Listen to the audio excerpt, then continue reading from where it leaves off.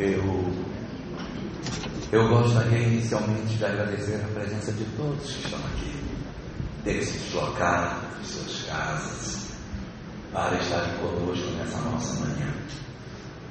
Bom dia para você, Rubens. Seja muito bem-vindo. Você e Marta. Deus abençoe vocês. Um bom dia para todos nós. Nenhum de nós que se aproxima da doutrina espírita ignora que o processo de evolução no qual nós estamos submetidos nos conta de que nós já tivemos um período anterior a esse que vivemos, no qual nós ainda não estávamos na condição nominal. Sim, conforme aquilo que a própria ciência nos diz, conforme aquilo que a própria doutrina espírita também nos assevera, a criatura humana ela é resultado de um longo processo evolutivo que nós atravessamos durante milhões de anos até que alcançássemos a condição que nos encontramos hoje. No período anterior a esse que nós hoje vivemos, nós já tivemos experiências na condição de animais. Sim, é verdade, é lógico. Se eu for puxar aproximadamente 1 milhão de anos atrás, o que eu vou encontrar no planeta como a coisa mais evoluída? Os nossos ancestrais. Os nossos ancestrais. E quanto mais para trás eu vou puxando, maior é a nossa vinculação com as nossas características animais. E nós passamos um período muito, mas muito longo na condição de animais, desenvolvendo um recurso muito importante chamado instinto. Sim. Como é que os animais desenvolveram um instinto? Como é que o animal aprendeu a se livrar do seu predador? Como que a lebre aprendeu a fugir da caçada que o seu predador lhe fazia? Exercitando. Foram muitos os exercícios que os animais fizeram para que o instinto se desenvolvesse neles. Essa condição instintiva das criaturas, isso não foi um dom gratuito que Deus chegou e disse: eu vou te dotar com esse instinto aqui, toma para você. Não.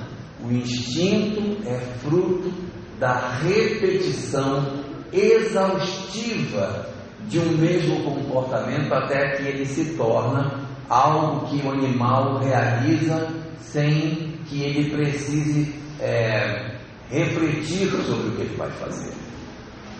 E é dentro dessa perspectiva que nós desenvolvemos, na estrutura cerebral que nós temos, uma instância que é uma área do nosso cérebro que está colocada aqui atrás, que é o chamado cerebelo, ou também chamado de cérebro reptiliano.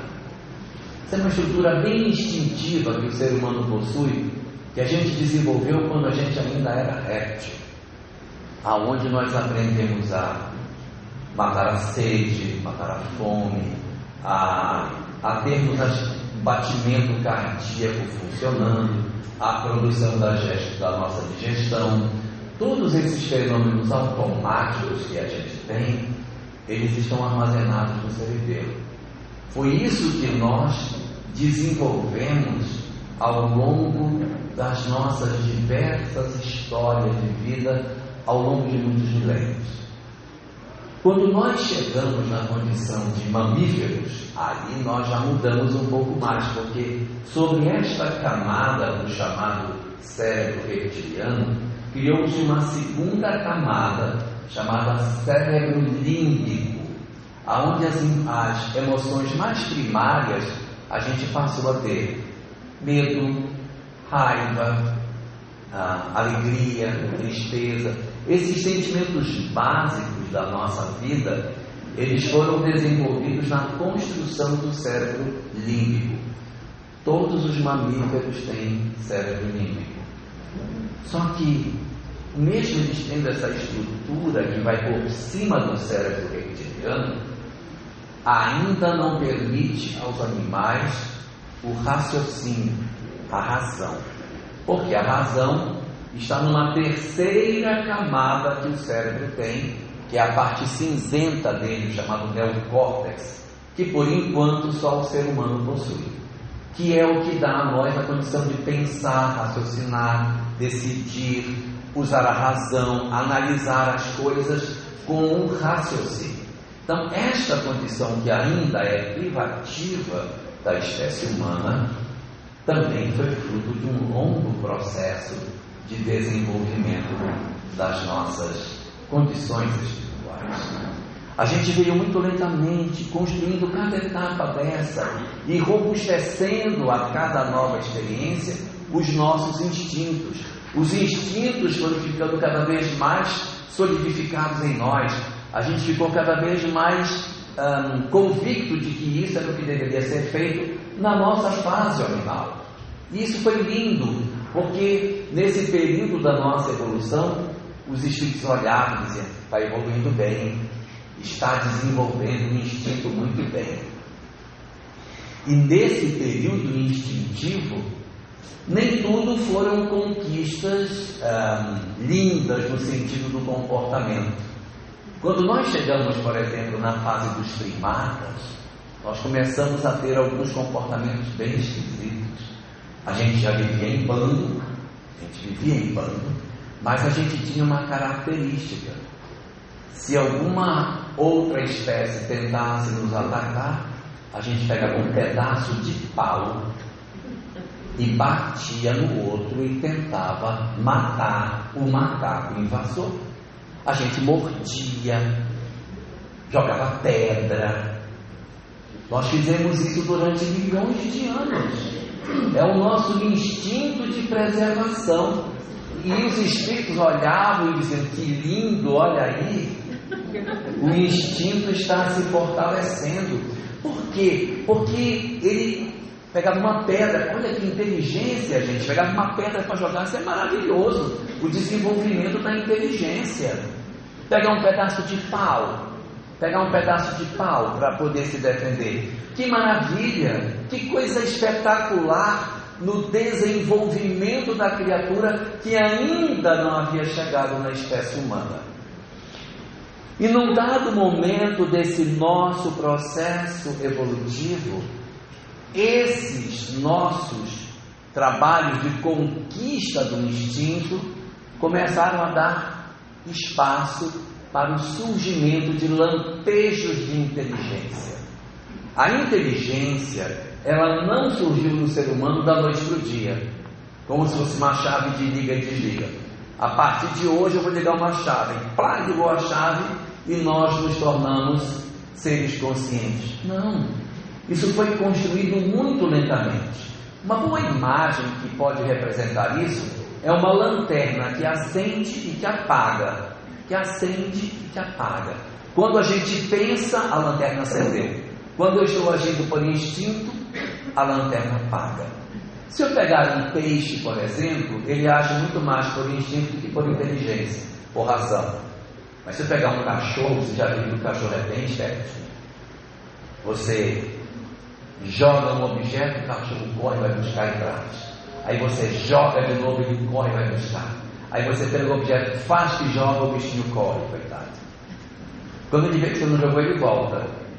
Aí ele fica esperando que você jogue. Aí quando você faz que joga, ele não vai. Ele olha para a sua mão para ver se ele vai correr ou não. Ele vai tomando decisões que já são lampejos de inteligência, como se a lanterna do cachorro tivesse um tempo acesa e outra hora está agindo por instinto. Uma hora ele age por instinto, outra hora age por inteligência. E é nesse processo muito lento que a gente vai desenvolvendo as nossas características. Mostra isso aqui para mim. Isso aqui. Então, nas nossas histórias como espíritos, a gente vai desenvolvendo as nossas características. Então tem um bichinho chamado tatu. O que o tatu faz quando ele está em perigo? Ele ataca o predador? O que ele faz? Cava um buraco e se enterra e se esconde. Esse é o instinto dele, que é diferente do instinto de outros animais. Foi um instinto que ele desenvolveu. Então, que Deus te guarde. Então, cada animal tem um instinto diferente, uma forma diferente de reagir. E a gente foi muito devagar se afastando do instinto, Adilson, e começando a se aproximar da inteligência. Quando nós, lá atrás, chegamos num ponto em que a nossa lanterna já estava praticamente acesa, não apagava mais, porque a gente ficava mais tempo agindo por inteligência do que por instinto, diz-se que nós entramos nas chamadas faixas inaugurais da razão.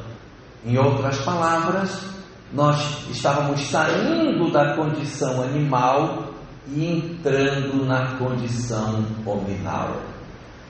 Na linguagem espírita, nós estávamos saindo de mundo primitivo e ingressando no mundo de provas e expiações. Seria um momento novo para nós, porque o que se pedia na fase do mundo primitivo era o desenvolvimento do instinto. E era lindo quem tinha um instinto desenvolvido, quem conseguia sobreviver, quem conseguia mostrar a sua habilidade de sobrevivência. Isso era lindo. Por quê? Porque na fase do mundo primitivo não existe nenhum compromisso moral. O leão, quando ele come uma zebra, ele não vai para o mundo espiritual, fica no umbral. Meu Deus, comi uma zebra, não pude. Não existe. Por quê? Porque este animal está agindo dentro de uma característica de instinto. Então, para quem vive a fase animal, é um instinto que governa, Mas quando nós saímos dessa condição de instinto e decidimos fazer um processo de transformação em nós, e os espíritos viram que já havíamos desenvolvido a inteligência o suficiente, então nos disseram: bom, então está na hora agora de nós mudarmos o cenário, porque na medida em que nós chegamos a uma condição, Sônia, em que os nossos corações descobrem que somos capazes de pensar sobre nós mesmos, nós já recebemos um novo título. Não somos mais chamados de princípio inteligente, passamos a ser chamados de espíritos. Não agimos mais somente por instinto, temos agora livre-arbítrio. A razão é que nos governa. Então a gente ganha razão, livre-arbítrio, passa a ser chamado de espírito e, consequentemente, começa a assumir responsabilidades morais por aquilo que fez.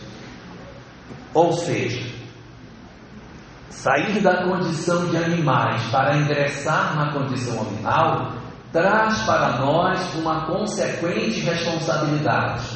Quando ingressamos nessa nova etapa do processo evolutivo, a lei de Deus desabrocha dentro de nós e começa a dar os primeiros sinais de que as nossas responsabilidades morais agora serão pesadas diante do nosso processo de felicidade.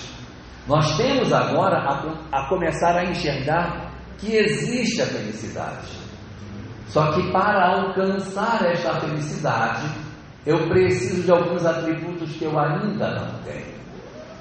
Somente quando nós chegamos na fase hominal é que eu posso olhar para o futuro, enxergar o futuro e imaginar um futuro para mim. E o espírito, iniciando a sua evolução, ele desenha uma perspectiva de futuro, de felicidade para ele. Qual é o desenho de futuro e de felicidade que o espírito desenha para si quando ele chega nessa fase? Felicidade para mim é ter tudo que os outros têm, matar quem for preciso para ter o que eu preciso, ter um monte de gente para me servir e atender todos os meus caprichos dos outros que se danem. É por isso que no início da história da humanidade nós somos como que verdadeiros animais, porque a minha inteligência, Ceres, ela está a serviço dos meus instintos. Quando eu estou, Hilda, no momento do desabrochar e do início do meu processo de transformação, eu acho que felicidade é atender aos meus instintos.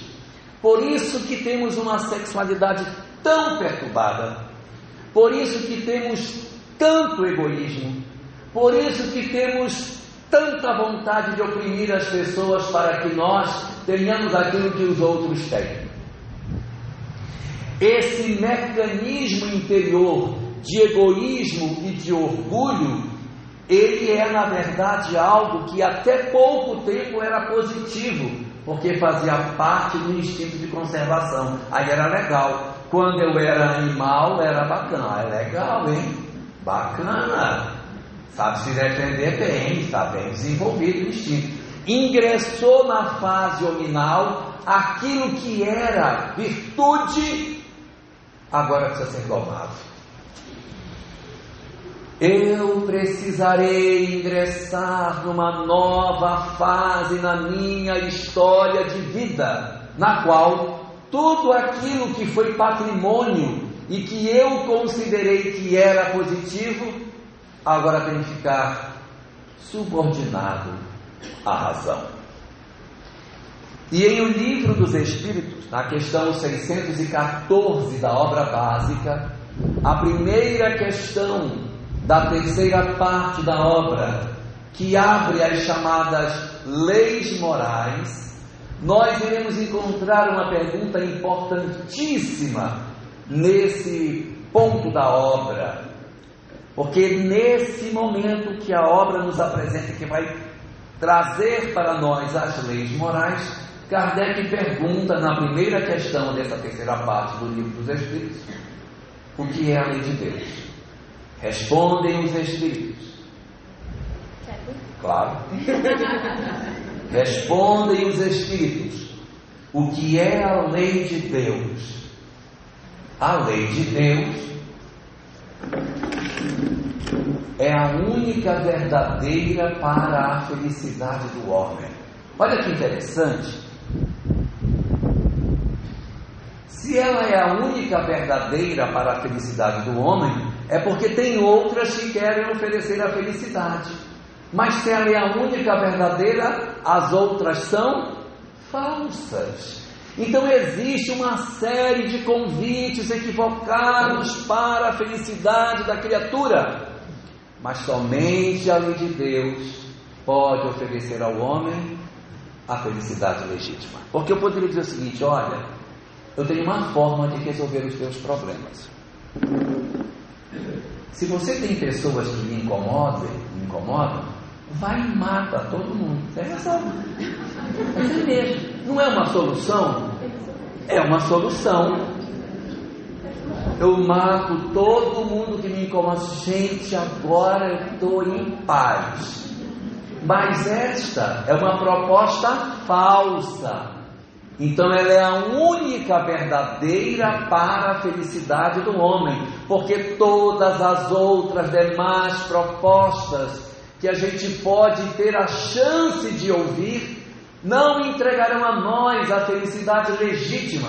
Vão entregar um negócio ali qualquer, vai nos entregar alegria, prazer, satisfação, mas felicidade não vai entregar não. A única verdadeira para a felicidade do homem é a lei de Deus. E diz mais: indica-lhe o que deve fazer ou deixar de fazer. E aí tem a frase que eu mais gosto: e ele só é infeliz quando dela se afasta. Então a criatura humana, ela só é infeliz quando ela se afasta da lei de Deus. O que nos significa dizer que a infelicidade não faz parte do plano divino. O que faz parte do plano divino é a felicidade. A infelicidade foi uma decisão que nós tomamos de descumprir a lei. Se eu não descumprisse a lei, eu automaticamente não enfrentaria a infelicidade. Porque o homem só é infeliz quando dela se afasta. Nós só iremos escolher a infelicidade na medida em que nós nos afastamos da lei de Deus. Se eu não me afastar, eu não experimento a infelicidade. E há muitos companheiros que fazem o seguinte raciocínio. Olha só, faz até sentido um pouco o raciocínio. As pessoas dizem assim: ora, se Deus é justo e bom, Deus é bacana, legal com a gente, se nós já temos uma perspectiva de que nós vamos ser felizes, não é? Isso que fala o doutrina espírita, que todos nós seremos felizes no final.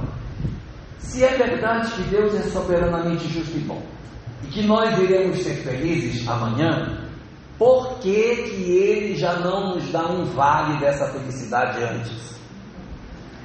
Por que Ele já não nos adianta uns 20% dessa felicidade logo agora, né?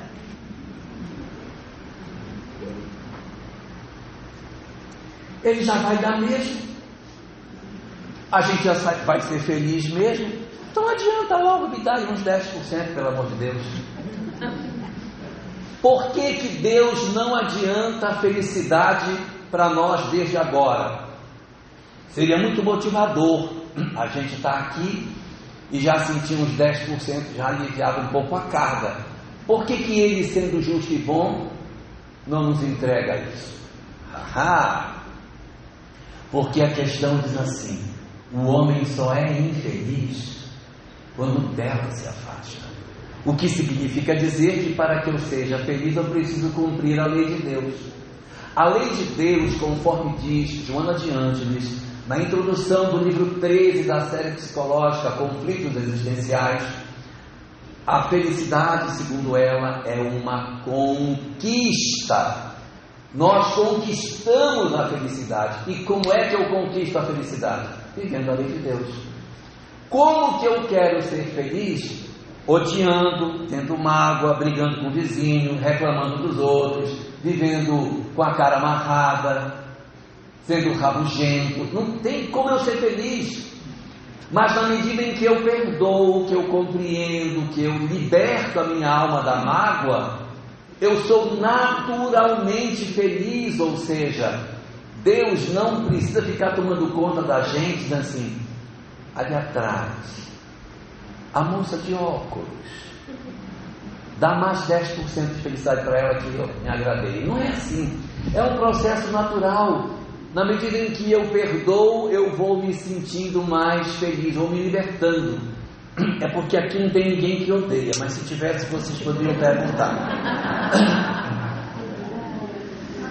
As pessoas, quando têm raiva de alguém e conseguem perdoar, elas costumam dizer: gente, eu tirei 1 tonelada das minhas costas quando eu perdoei. O que é essa tonelada? É a felicidade que se sente por se aproximar da lei de Deus. Estava pesando tanto, eu nem estava sentindo que estava pesando. Então eu estava carregando aquele peso e nem percebia. Quando eu tiro, nossa, como a vida é melhor, como as coisas são melhores. Então é um processo reflexo. Quanto mais eu vivo a lei de Deus, mais feliz eu me torno. A felicidade, portanto, é uma consequência natural, Andréia, de todo o mecanismo de aproximação nosso das nossas relações espirituais. Resultado: quando nós chegamos na condição hominal, quando a gente saiu do animal e entrou na hominal, o que se espera agora de nós é o quê? Não é mais desenvolvimento de instinto, não, amigo. Agora é você desenvolver a razão. E a razão tem que se sobrepor ao instinto. Ela precisa se sobrepor, porque enquanto a razão não se sobrepuser ao instinto, nós iremos sofrer. É lógico, aquilo que não gerava sofrimento quando éramos animais, porque na fase animal não havia consequência moral para o que a gente fazia, agora vai ter. Se eu for alguém que para defender os meus interesses hoje, eu jogo pedra, eu cato um pedaço de pau, eu mordo as pessoas, eu tenho consequências daquilo que estou fazendo. Veja como mudou. Quando éramos animais, tudo bem, não tem problema morder, mordeu. Agora não é mais. Agora quando eu agrido, quando eu ofendo, eu guardo mágoa, planejo vingança, eu encontro consequências que me afastam da felicidade. Consequências que me impedem de perceber a felicidade que o mundo tem. Porque como a gente ainda está muito ligada na história animal, a gente diz assim, não, mas eu não vou dividir de jeito nenhum. Coitado, ele não quer dividir, coitadinho. A lei de causa e efeito vai nos alcançar. Todas as vezes que eu resisto a um processo de educação, a lei de causa e efeito me colhe. Opa, aqui temos uma questão para aprender, temos um exercício para fazer. Então, um conselho para aqueles que reclamam da sogra: muito cuidado, que ela pode voltar mãe.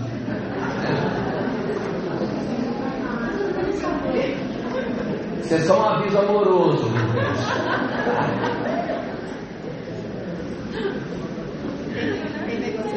Esta é a grande estratégia da lei de Deus, de nos ensinar que a gente precisa se transformar. O ideal seria que, diante da perspectiva da vida, nós percebêssemos que isso não é bom e nós mudássemos. Como a gente não muda, a gente experimenta o sofrimento. O sofrimento, ou mais especificamente a infelicidade, é o resultado da nossa teimosia. E eu vejo alguns espíritas que dizem assim: não, eu sei que está errado, mas eu vou fazer. Aí vai sofrer, gente. Sabe e sofre. E eu acho mais bonito os outros espíritas que dizem assim: eu já bebia, não bebo mais, também fumava, não fumo mais, eu vou deixar o resto para a próxima. Cara, ele não sabe nem onde vai nascer. Ele sabe se vai ser muçulmano, ateu, protestante, mas ele já está fazendo um compromisso que ele vai mudar na próxima. Se com a doutrina espírita ele está dando conta, que dirá se ele nascer ateu na próxima? E aí como é que ele vai fazer? Se com esse conhecimento todo já está difícil, que dirá sem? E nós não temos garantia nenhuma de que, pelo fato de sermos espíritas hoje, seremos espíritas amanhã. Não temos essa garantia. Então o que a gente puder fazer hoje aqui é bom. Por quê? Porque este conhecimento espiritual traz umas motivações danadas para nós. Existem muitas pessoas que dizem assim: eu não vou perdoar. De jeito nenhum. Não tem nem sentido eu perdoar. Fulano fez um monte de coisa para mim, acabou comigo, destruiu minha vida, e eu ainda vou ser besta que vou e perdoo. Não tem sentido, não vou ser besta. Eu vou viver e vou ter ódio dele até o último dia da minha vida.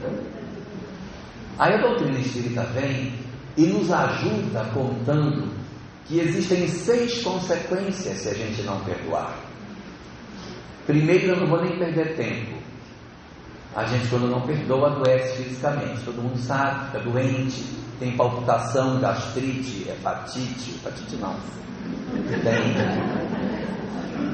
como é aqui, diabetes, tem problema de gastrite, um monte de ite, ganha um tumor, aí o pâncreas fica todo complicado, a vida fica amarga, olha, fica muito péssimo, fica muito ruim. Então, fisicamente já tem as consequências.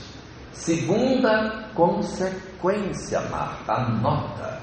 Segunda consequência, ficamos com consequências psicológicas, porque a gente fica repetindo a mesma história ano a fio. O ex-marido já casou de novo, já tem filhos e netos, mas na mesa do domingo ela continua dizendo: porque teu pai, sabe que teu pai, né? A pessoa fica amarga, repete história. Isso é péssimo, isso é péssimo. Você fica carregando a pessoa dentro de você. Terceira característica que a gente tem: nós também nos perdemos no tempo. O tempo para nós não passa da mesma forma, porque aquele dia em que a pessoa saiu de casa, já tem mais de 10 mil horas esse dia, porque a gente lembra dele todo dia. Ele falou para mim isso, aí eu falei para ele aquilo, aí ele disse assim, eu falei assim. Fica lembrando, está lavando louça, está lembrando, está limpando a casa, está lembrando. Nós ficamos lembrando do passado no hoje de uma maneira muito insistente. Então o dia de hoje fica curto e o passado fica desse tamanho, porque a gente fica lembrando como se o dia que aconteceu a confusão nunca tivesse terminado. Isso é horrível, porque o hoje está acontecendo e eu não estou vendo. Os filhos estão crescendo, os netos estão crescendo e a gente continua preso naquela mesma história de lá de trás, e o nosso tempo fica doente. Nós adoecemos temporalmente também. Até aqui a autoajuda nos ajuda. Ela fala que a gente fica doente, que a gente fica psicologicamente abalado, que a gente não vive mais o presente, vive mais o passado. Mas a autoajuda só vai até aí, daí para frente ela não vai mais não. Aí é bom a doutrina espírita para nos ajudar, porque a quarta consequência são as companhias espirituais que a gente ganha. Eu fico com ódio, vem um monte de gente se grudar em mim, um monte. Os inimigos dele, isso é isso mesmo, odeia ele mesmo, vai. Por quê? Porque querem que você faça mal ao outro. Os seus inimigos também vêm, isso é isso mesmo, te destrói, odeia mais. Por que a gente se destrua? Se soma a isso os outros que odeiam porque odeiam, nem sabem quem sou eu. Isso é isso mesmo. Eu também era assim. Vá lá, pise na goela dele, vá para cima.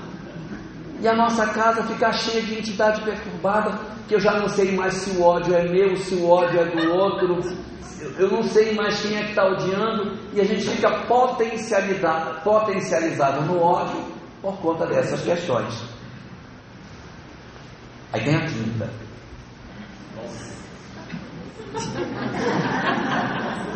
E ainda tem a sexta.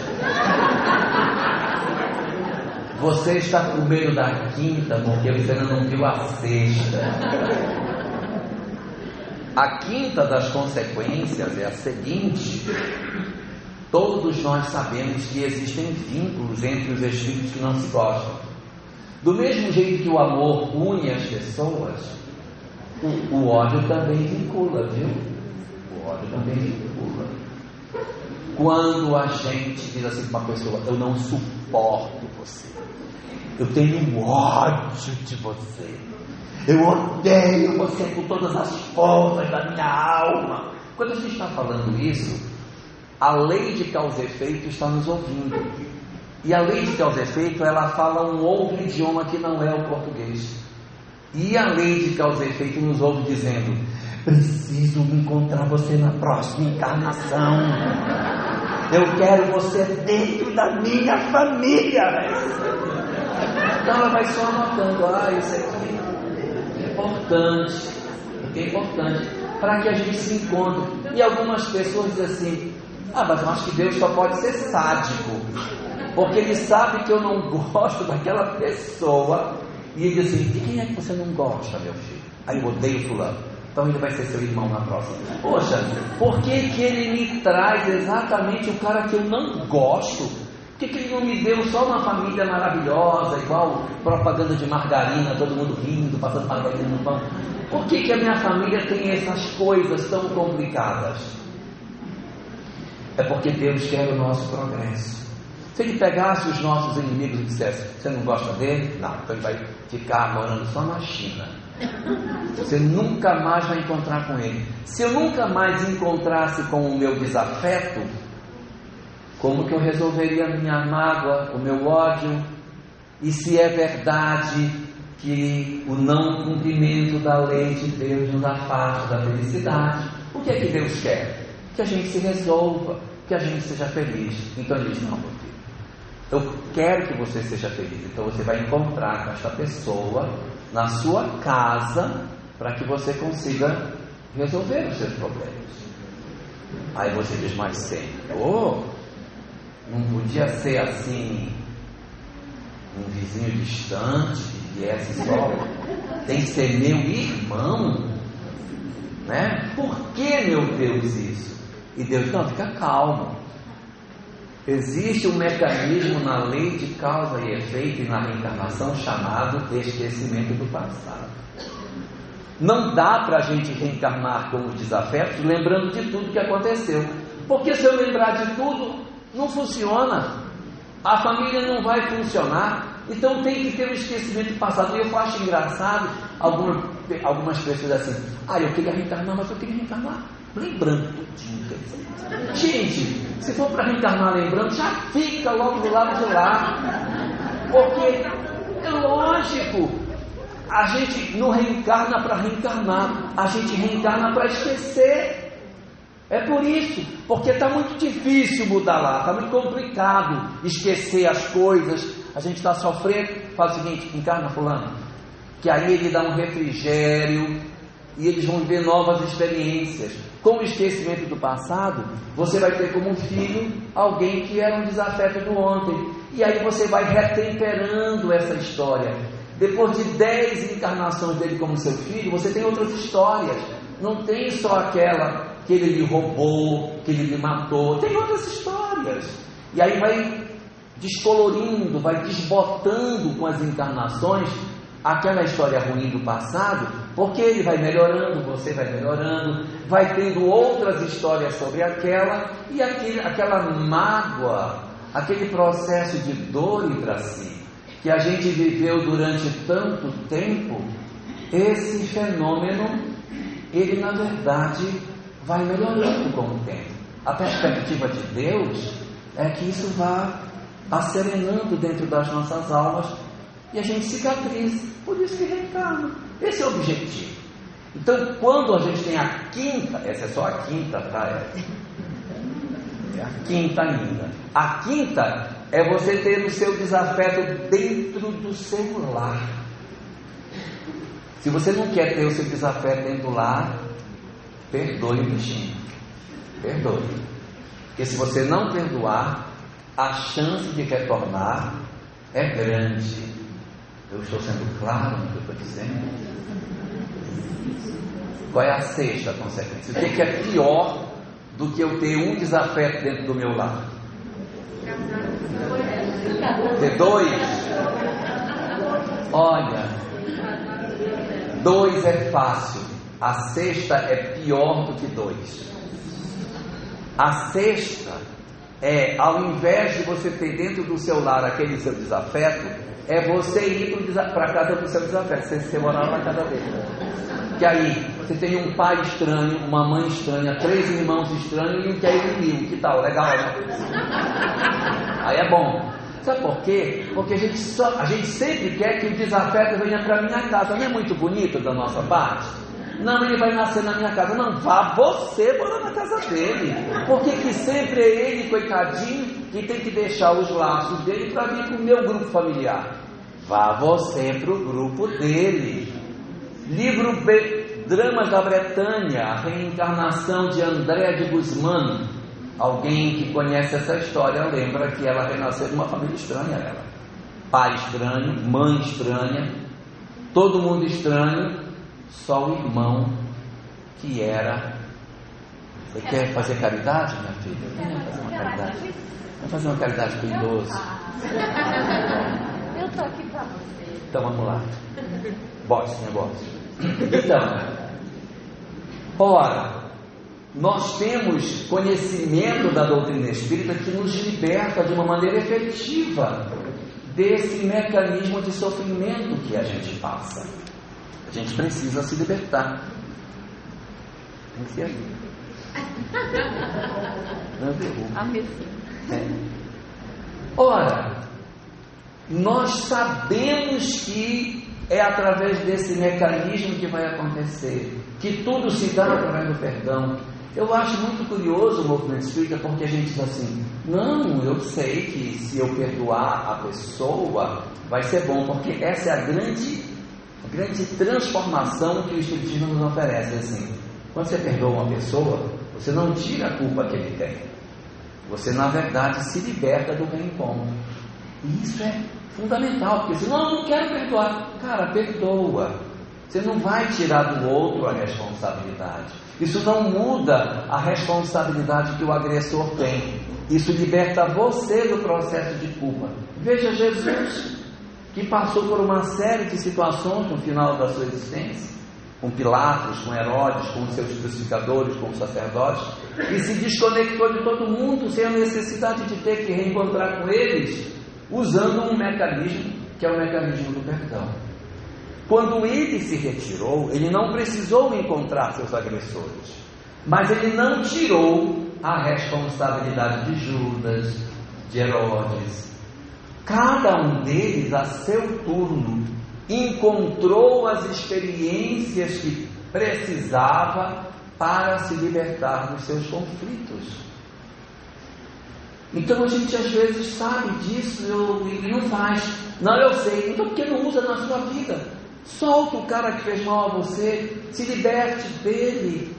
Mas a gente não se liberta, fica agarrado, parece que a gente não quer se libertar e encontrar a nossa felicidade, quando a gente sabe que é através da vivência da lei de Deus que eu vou promover a minha libertação e, consequentemente, a minha liberdade. E aqui eu tenho uma coisa meio triste para falar, mas eu tenho que dizer. Depois das 6. Não.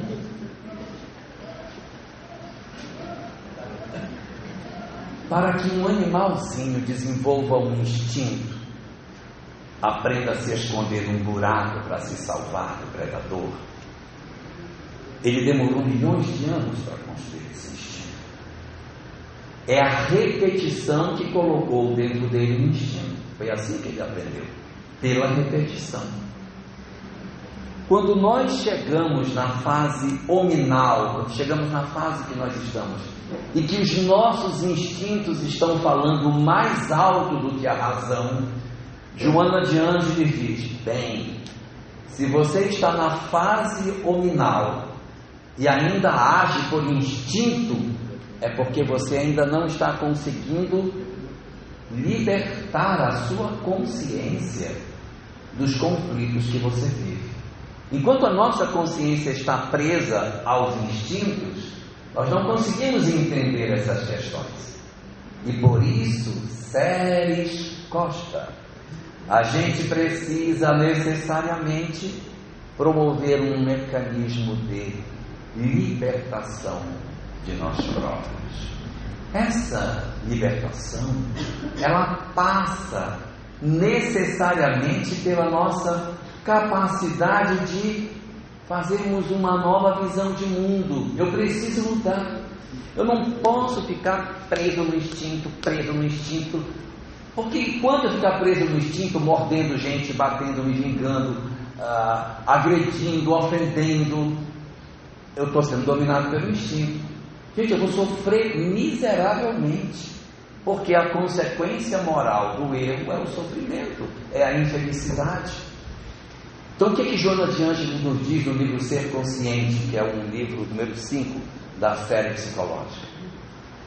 Ela diz que a gente vai viver isso aqui, essa história dolorosa, E a gente vai precisar se libertar desse instinto. E aí vem uma grande questão. Do mesmo jeito que eu precisei de tempo para construir um instinto, se o instinto estiver muito forte em mim, eu precisarei de tempo para me libertar do instinto. Quando nós vivemos a vida humana, mas muito preso ao instinto, Jonas disse, isso é um atavismo. Aquilo que era instinto e que era lindo quando éramos animais, agora na fase nominal é problemático. Isso é atavismo. E isso dificulta que eu caminhe. Não, eu sou assim mesmo, comigo é assim. Falou comigo, já dei logo um soco. Primeiro, depois eu pergunto o que foi. Gente, isso é atavismo, isso é da fase animal. Tem que vencer. E como é que a gente vai aprender que não pode ficar esmurrando as pessoas? Pelo sofrimento. O homem só é infeliz quando dela se afasta. Você pisou na bola com a lei de Deus, vai sofrer a consequência. Pisou de novo, vai sofrer. Vai ser tantas vezes, Marta, Regina, que isso vai acontecer, que eu vou dizer, gente, não aguento mais apanhar. Toda vez que eu bato nos outros, eu apanho mais. Eu acho que eu tenho que aprender a ser diferente. Eu estou cansado de sofrer. E aí a gente vai ter que mudar. Eu vou mudar porque a consequência da lei em mim vai impulsionar o progresso. Muitos de nós ainda viveremos um tempo assim. Não, eu sofro, mas eu faço. Dói, mas eu continuo errado. E vai sofrendo. Até chegar uma hora que eu não aguento mais. Eu não aguento mais sofrer. Eu quero ter paz na minha vida. E essa decisão de ter paz é um momento magnífico na nossa história, que seria o nascimento da nossa consciência. Está tudo bem? Sim? Maravilhosamente. Tá bom. Então, quando nós temos a possibilidade de descobrir, gente, não posso mais dessa forma. Eu estou cansado disso. Eu vou desabrochar a minha consciência. É hora que eu digo assim, não quero mais ser movido pelo instinto. Não aguento mais. Eu vou dar só um exemplo. A gente vive uma história de sexualidade bastante desequilibrada, com muitos parceiros, com desrespeito pelo que convive conosco, e vai sofrendo as consequências. Das bobagens que faz, as consequências. Das bobagens, as consequências. Até que chega uma hora assim, eu não aguento mais uma encarnação desse jeito, não aguento mais não. Porque agora, para resolver meu problema, nasci feio, pobre, mau hálito.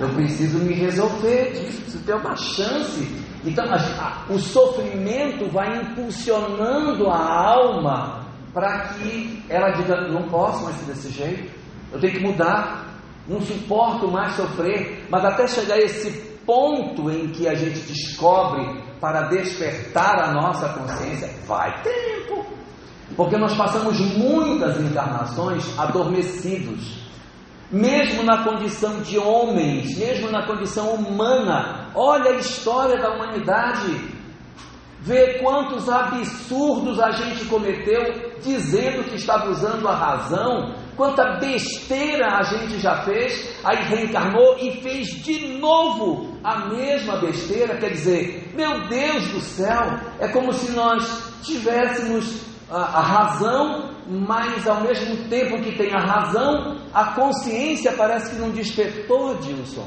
porque eu sei e ainda uso o que eu sei para fazer mais maldade, mas as consequências que a lei de causa e efeito tem para os nossos equívocos promovem em nós a percepção de que a gente precisa ser feliz, e o caminho que nós estamos escolhendo não é o caminho bom, que a gente precisa despertar a nossa consciência. No livro Vida, Desafios e Soluções, no capítulo 8 dessa obra, Joana de Ângeles nos oferece uma coisa maravilhosa. Ela nos fala sobre um mecanismo muito interessante chamado consciência de sono.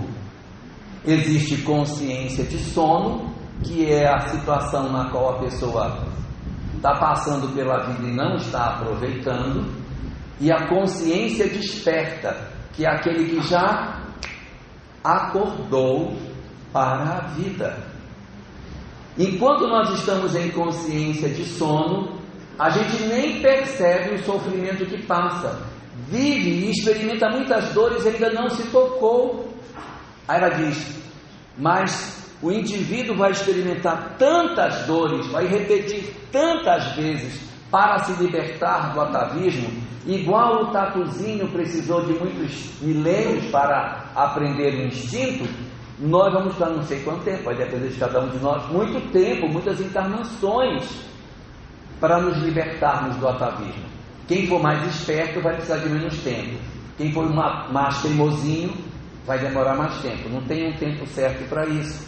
Mas a luta tem que ser eu olhando minha vida e não posso, tem que mudar. Eu tenho que fazer diferente para que eu consiga me transformar. E ali nesse capítulo 8 da série psicológica, no livro 8, Vida, Desafios e Soluções, Joana oferece para nós 7 sinais de consciência de sono. 7 sinais. Para você estar com a consciência desperta, não pode ter nenhum desses. Se tiver enganchado em algum dos 7, está dormindo. Tem gente que está dormindo nos 7. Se vocês quiserem, eu termino aqui, vai todo mundo embora para casa, feliz, porque não sabe quais são. Mas se vocês quiserem, eu conto quais são os 7 sinais. Vocês querem que eu conte? O povo gosta de sofrer, né? Vamos lá para os 7 finais. Eu não pedi para trazer feijão para marcar na cartela. Feijãozinho. Não pode marcar nenhum feijão na cartela. Se marcar um feijão, está em consciência de sono. Mas é bom que a gente saiba pelo menos em que a gente está dormindo para acordar. Porque a gente está dormindo e nem sabe, Eunice, nem sabe por que dorme. Então pelo menos a gente vai saber por que dorme. Estão preparados? Lá vai. Primeiro sinal de consciência de sono: nós somos indiferentes às leis de Deus. Quero nem ouvir falar disso, eu nem quero ouvir falar de coisa espiritual, e nem me interessa por isso. Eu acho que aqui todo mundo já pulou essa fogueira. Porque está num sábado de manhã, né? Podendo estar em casa, jogado, assistindo televisão, TV aberta, aquela programação maravilhosa. Você está, não sei, porque realmente já caminhou, né? Então esse é o primeiro sinal. E tem muita gente que é desinteressado das coisas espirituais, nunca pensou, nunca refletiu, nunca meditou sobre isso. Sei lá, nunca pensei sobre isso não. Essa indiferença sobre as coisas espirituais é o primeiro dos 7 sinais da consciência de sono. Está claro o primeiro? Segundo, deliberado descumprimento da lei de Deus. Esse é diferente do primeiro. Porque o primeiro não está nem aí. O primeiro não está nem aí. Ele nem sabe o que ele não sabe. O segundo diz: eu faço errado e faço mesmo. Eu faço e gosto de fazer errado. Esse é um outro nível de consciência do sono.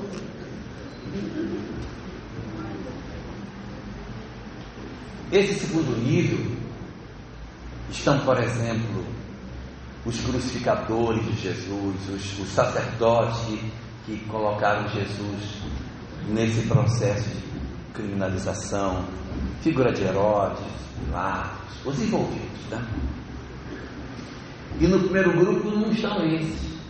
No primeiro grupo estão aqueles que estavam na janela e dizem: lá aparecemos de novo no sol quente. Meu Deus, só de olhar chega a me dar preguiça de ver. Lá vai ele, um monte de gente atrás dele. O que esse povo não quer? Meu Deus, Deus me livre. É o primeiro nível. O segundo, eu faço mal, eu faço mesmo. E esse segundo livro tem mais chance de transformar, porque como ele já está lidando com o mal, ele está numa condição ainda que seja esquisita, mas está mais próximo da mudança do que o outro que sequer acordou ainda para o sentido da vida. Número 3, terceiro, os que já enxergaram o caminho, mas não tem coragem de seguir. A pessoa diz, não, eu sei que tem que fazer, mas não fazer não, sabe? Melhor deixar como está, né? Não vai ter que mexer muita coisa na minha vida. Vamos ficar assim mesmo. Eu sei desse negócio todinho.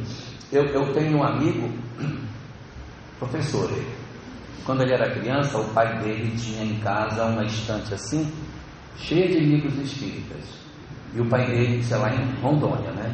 É outro esquema.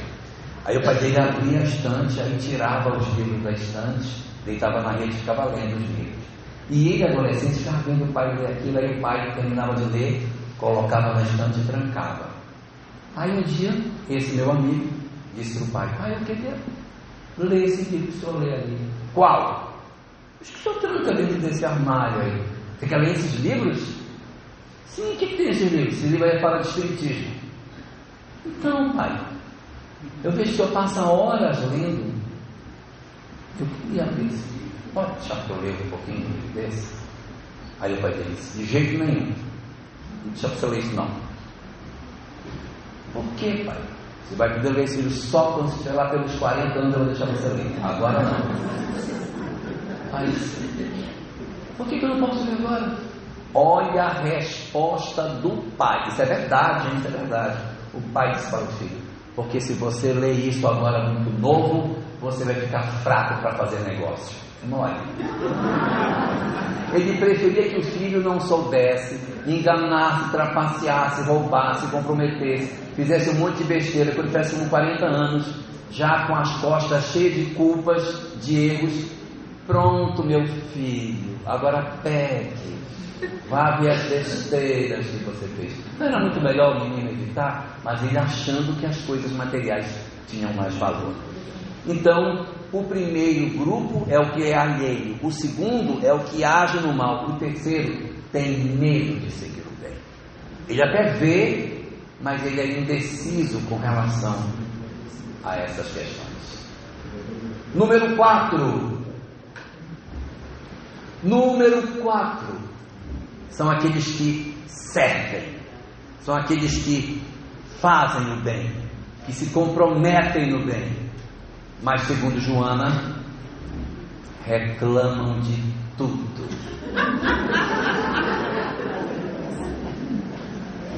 Faz a sopa domingo, cortando aqui, vira para a coleguinha e diz, a antipática não veio hoje, graças a Deus.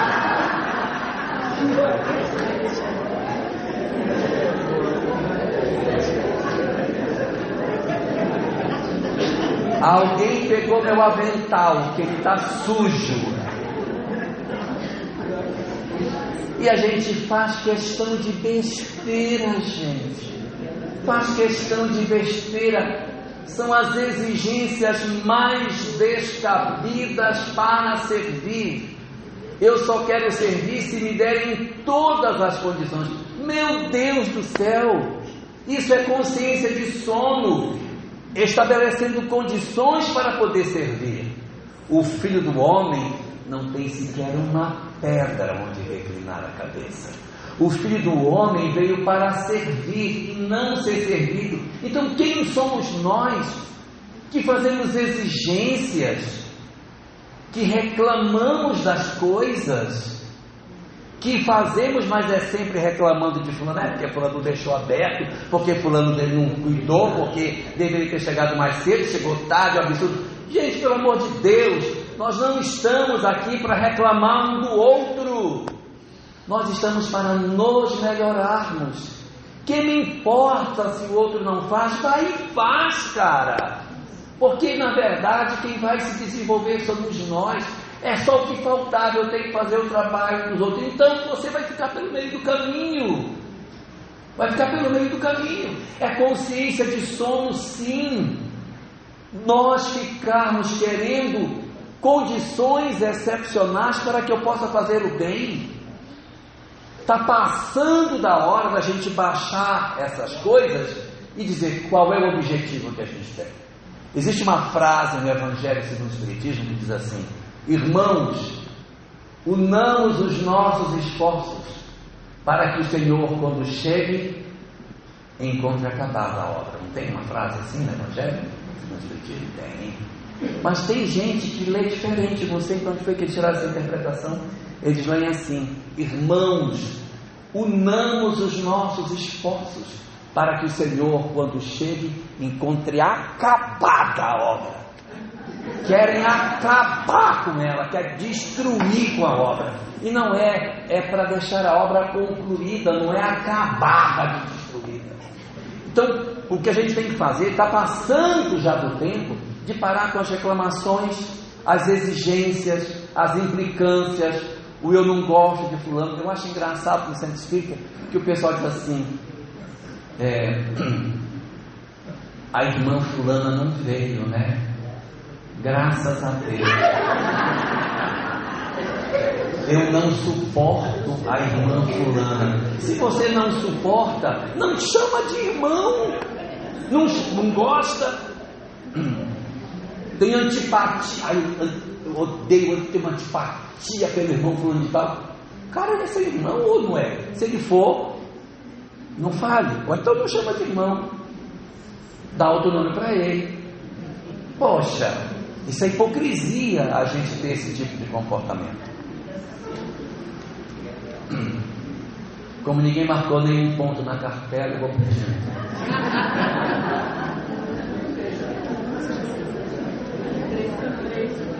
Quinto ponto: as discussões inúteis. Pelo amor de Deus, e se perde um tempo nas discussões. Não, mas eu acho que essa mesa devia ficar bem aqui. Não, mas eu acho que ela poderia ficar aqui. Ah, não, acho que aqui é melhor. Não, ela quer mandar em mim, porque eu quero aqui, mas ela quer fazer ali, mas eu vou botar aqui. Aí uma arrasta para cá, outra arrasta para lá e uma arrasta para cá. E é uma discussão que não vai chegar a lugar nenhum, pelo amor de Deus. Ou então vai para o grupo de estudo na casa espírita, e aí o grupo se reúne para discutir as coisas e começam as discussões sobre Paulo de Tarso. E o grupo perde uma reunião de 1h30 para saber se Paulo de Tarso caiu de um camelo ou se ele caiu de um cavalo. Ah, pelo amor de Deus! Pelo amor de Deus, gente! A gente tem coisa mais útil para discutir. O que eu vou fazer com isso na minha vida? Aí eu venho depois de uma discussão exaustiva. Eu chego na minha casa, 10 horas da noite, depois do estudo. Aí minha mulher diz: encontrei droga na gaveta do nosso filho. Ele balança a cabeça. Você não vai dizer nada? Eu falo para você e você não fala nada? Fala alguma coisa. Aí o marido diz: ele caiu de um camelo. De que me adianta isso para os problemas reais que a gente tem? Pelo amor de Deus, de que adianta isso? Nós temos que focar na nossa transformação moral, senão a gente está dormindo, está dentro do centro espírita, está trabalhando, está na tarefa, mas está dormindo, porque não está fazendo a sua transformação moral. Sônia, não estamos fazendo a nossa transformação moral, nosso objetivo pelo qual nós viemos. Número 6. Já vai piorando? A gente está respondendo. Não, eu não vi ninguém marcar nenhum ponto ainda. É que já acabou a cartela. A gente já deu bingo, já. Eu não quero que ninguém grite bingo no final, que bateu a cartela, tá? Nós temos também, além de todas essas características, a sexta das características que fazem nós estarmos em consciência de sono. Joana chama de as buscas infrutíferas. Pessoas que perdem a vida buscando coisa que não vai levar nada. Nada, gente. Transforma aquilo num objetivo de vida que no fim não vai servir nem a ele, nem a ninguém, não vai trazer nada de útil para ninguém, e consome a vida num processo de fuga, viu? As buscas infrutíferas, elas são muitas vezes estratégias de fuga que o espírito utiliza para que ele não se defronte com a realidade. A consciência não se desperta, não desperta. A consciência fica sufocada pelas buscas que não permitem que ele acesse a si mesmo, que ele analise sua vida, que ele interprete seu coração. Nós precisamos disso. É fundamental que a gente, nas nossas buscas, a gente sempre pergunte: qual a utilidade prática disso que eu estou fazendo? Até onde isso vai realmente ter um resultado prático? Então, as buscas infrutíferas representam todas essas nossas histórias de vida que a gente luta desesperado por alguma coisa que no fim não vai resultar em nada de positivo, nem para mim, nem para ninguém, e nem para o mundo em que a gente vive. E tem a sétima. A sétima, essa todo mundo já pulou essa fogueira. A sétima, segundo Joana, é viver sem ter uma causa pela qual se comprometa. Essa instituição que hoje está inaugurando a sua sede, que tem esse trabalho maravilhoso assistencial, que tem essas coisas incríveis que são feitas, mostram o empenho de todos nós em uma causa. Nós estamos empenhados numa causa. Nós temos algo que nos motiva, que nos faz dizer: eu sou voluntário desse trabalho, eu gosto de fazer o que eu faço, me sinto bem quando eu faço isso. Nós precisamos ter uma causa que nos movimente, que mova os nossos corações. Uma ação que eu faço que não é de interesse pessoal, é para beneficiar o outro que precisa, é o socorro que eu posso prestar a quem tem tanta necessidade e que eu posso, de alguma forma, ajudar. A proposta da doutrina espírita é que a gente vença esse nosso período ancestral animal, ingresse no período hominal, mas não simplesmente ingresse, que a gente consiga despertar a nossa consciência, porque é o despertamento da consciência que nos faz perceber o que fazemos de errado, para abrir a perspectiva de felicidade para todos nós. Em outras palavras, é necessário que a gente promova dentro de nós um despertamento. Por isso, o clamor da mensagem espírita é: desperte e seja feliz. Muito obrigado. Vamos orar.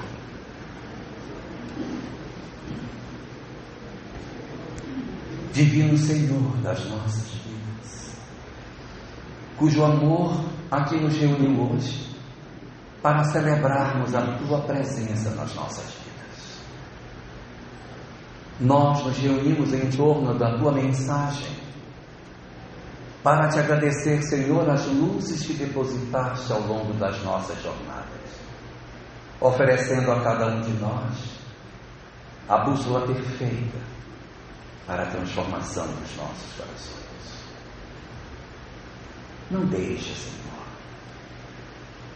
que desperdicemos a experiência mais extraordinária que Tu já nos concedeste. O dom de estarmos despertos ainda na carne. A capacidade de compreendermos a imperiosa necessidade de despertarmos a nossa consciência para o ingresso definitivo na felicidade que Tu reservas aos corações que Te servem. Que as luzes infinitas que Tu dispensas sobre todos aqueles que Tu criaste, nós Te rogamos, Senhor, que Tu nos auxilies para que todo este manancial de conhecimento que tu nos ofereceste esteja sendo bem utilizado por cada um de nós, no silêncio dos nossos lares, nas relações mais pequeninas do nosso dia a dia, no nosso contato mais obscuro das nossas convivências familiares. Que o amor, que a compreensão da espiritualidade da vida promova em cada um de nós a lucidez do sentido de todas as coisas, para que nós, ao nos libertarmos da carne desta vez, consigamos levar em nós algo de melhor do que quando aqui chegamos. Ajuda-nos assim neste propósito de transformação silenciosa, para que os nossos dias se convertam em pequeninas vitórias diante dos homens, mas grandes vitórias para nós mesmos, pela nossa capacidade de irmos de maneira resoluta na direção da felicidade que tu nos reservas. Obrigado por tudo, Senhor da vida, e abençoa os nossos corações, para que sempre e cada vez mais tu sejas o objetivo das nossas vidas, roteiro maior das nossas existências.